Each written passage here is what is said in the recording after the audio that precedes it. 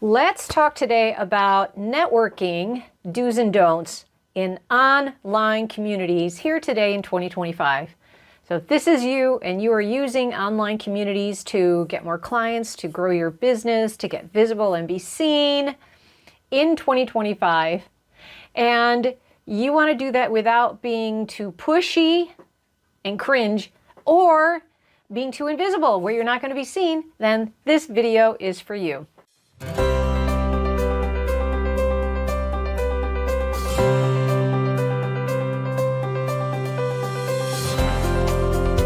Let's talk about the value of online communities. Take a look at some of the statistics for how social media, how online communities grew, how Zoom grew after the pandemic when the online world really saved our I mean, we were craving community back then.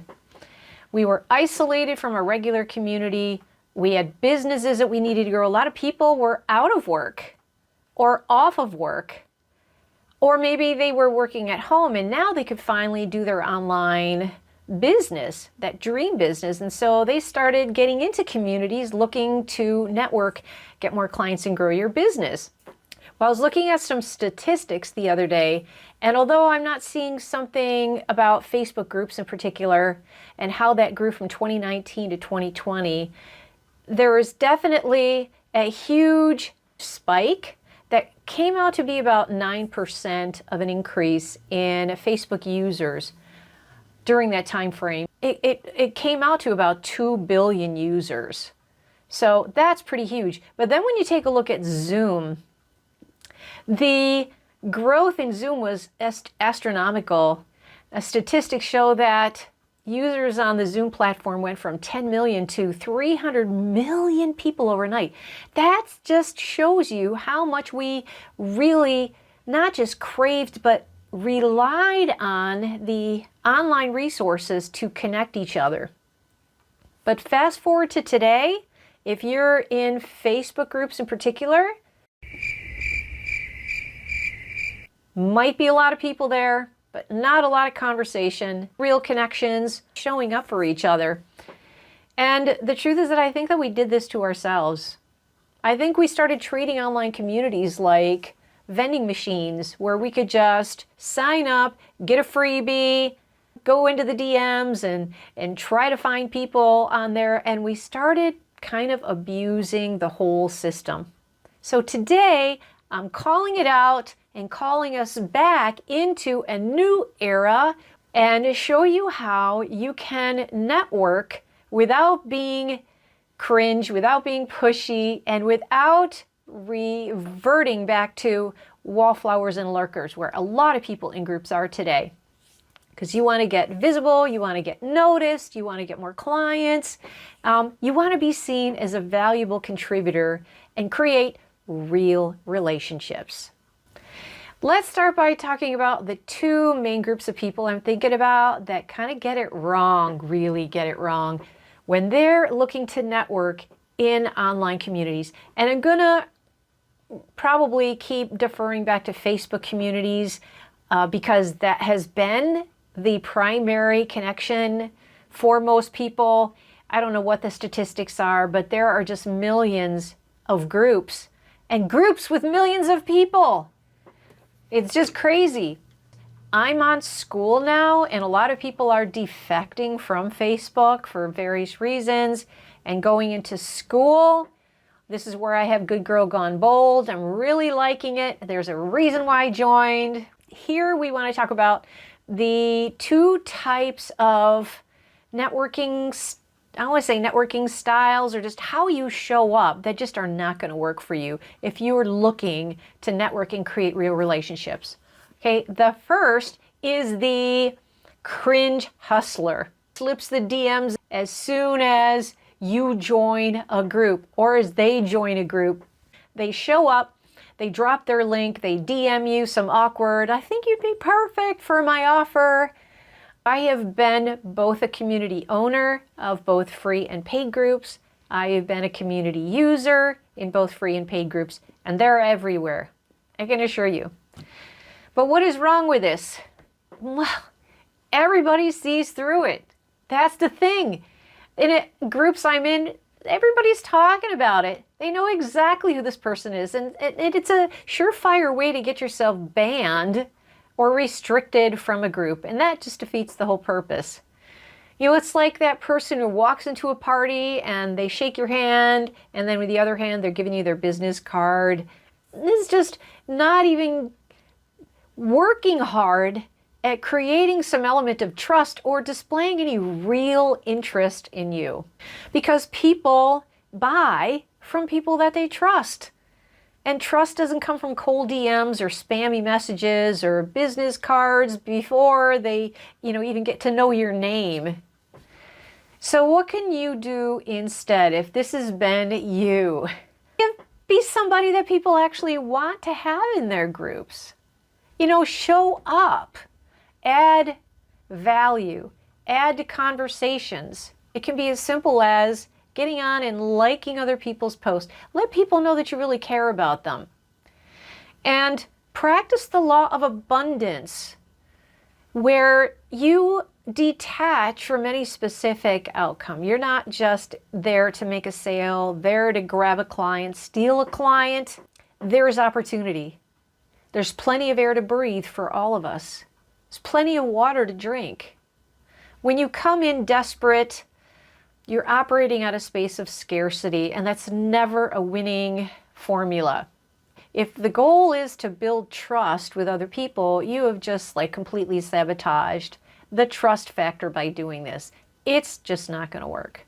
All right, so then the next group of people who come in to network come in and become lurkers, wallflowers, ghosts.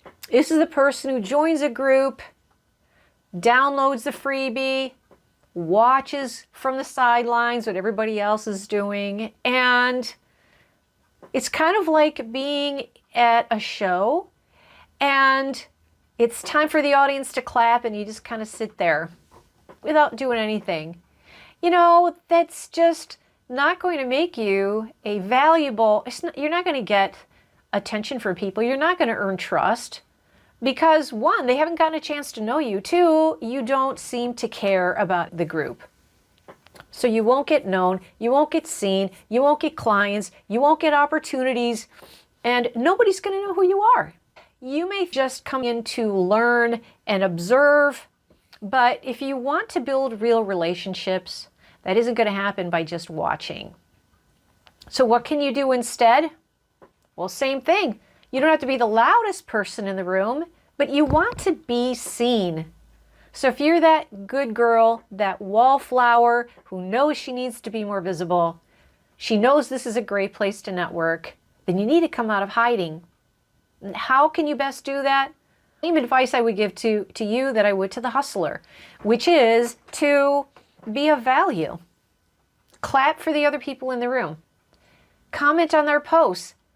Ask questions and engage people in conversation.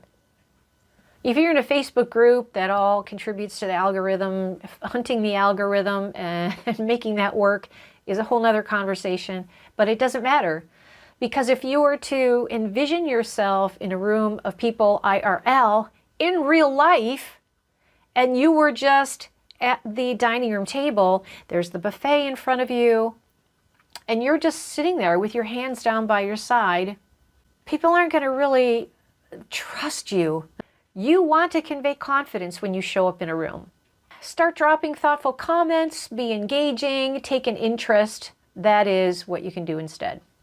All right, for this next part, what I want to do is to share 5 tips. Tip number 1, add value before you ask for anything.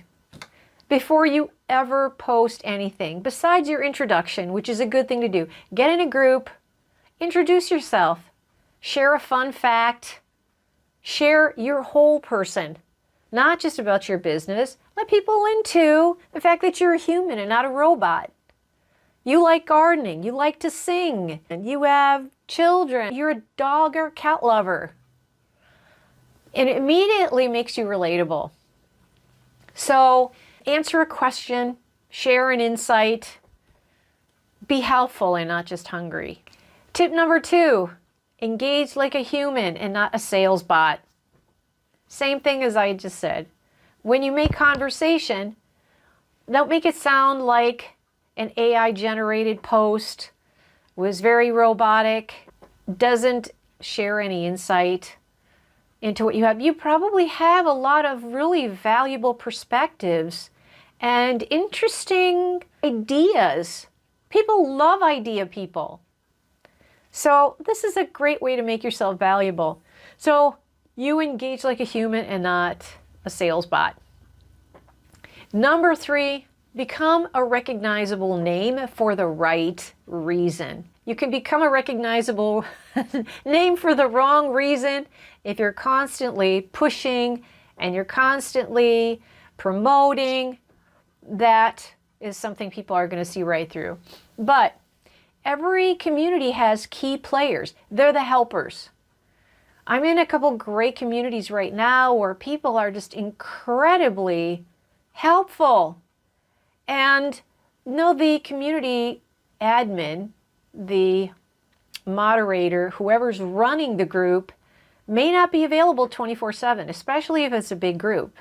And so we rely on the goodwill of the people in the group to help out when they can. And this is what I mean about just being a good citizen, is being a helper. Maybe it's a hospitality skill. I don't know, but it takes energy for sure. And if you're in a gazillion groups, it would be difficult to do this in every single group. And it could be that maybe on the downslope post-pandemic, where you signed up for tons and tons of groups, it might be time for you to start eliminating groups so that you can be available in the groups that really matter to you. And my recommendation is to pick your top 3 groups where you want to network and invest your energy in those groups. Be a good citizen, be valuable. Don't be that sales bot. Become that recognizable name. And then number 4 is network organically and not opportunistically. This is a skill set that is learned. It doesn't come natural if you don't really know how to network. So let's give ourselves credit. It might not be a natural skill. You might be just you might go over the deep end and just be this hard-charging salesperson, but bring it back. And let's learn how to network organically. So if you're DMing people, make sure it's because you actually vibe with them and not just because you're trying to close a sale. And that's important because you want to be intentional about who you're bringing into your space anyways. Not everyone is a good fit.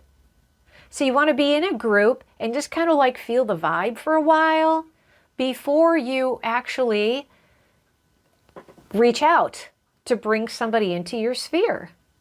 Because you want to be selective. So you'll see a difference when you network that way, and you will magnetize the potential clients and friends.